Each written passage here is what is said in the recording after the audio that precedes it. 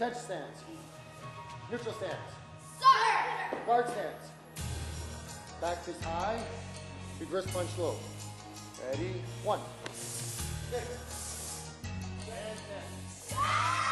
Mike, tell us a little bit about your youth karate classes.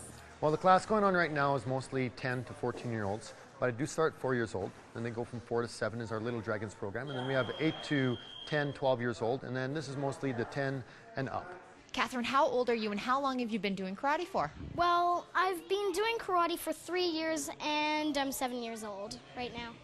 And what do you love about your class? Well, it's pretty much the fun games and the activities we get to do. It's mostly hands-on. And what made you decide to take karate? Well, actually, my grandma suggested it for self-defense. Nice, that's it. Much better. Good, Nathan. And what are some of the different things that these kids will learn? Well, everything starts with the basics, right? Basic punches, blocks, kicks, but again, everything is in a self-defense atmosphere, especially at the beginning. We do hit a little bit more of the sport later on once they get a little bit more about that solid foundation for self-defense. But the biggest thing that we teach here that gets overlooked is life skills. Courage, self-confidence, focus, respect for others. My son was about 6.5 when he started. He was just a little bundle of energy. So this calmed him down quite a bit in a good way. It taught him, the values of discipline, respect. In terms of athletic ability, what do the kids have to have in order to start with this class? Well, you get all levels, right? You got kids that are very athletic and they can pick up some of the physical aspects very, very easily.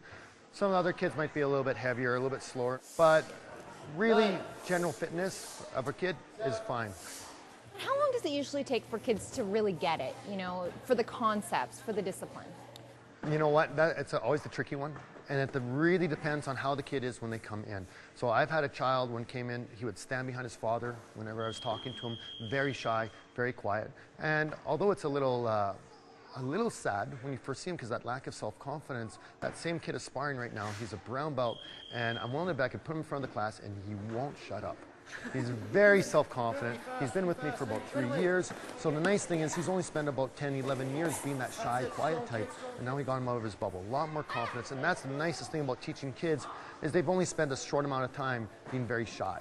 Right? Sometimes you get the adults come in, you spend 20, 25, 30 years being really quiet and self-conscious. It's hard to break through that bubble quickly. Kids, you see the results a lot faster. And Mike, as a teacher, as a mentor, what is the greatest reward that you get from teaching this age group? Having that kid that won't shut up.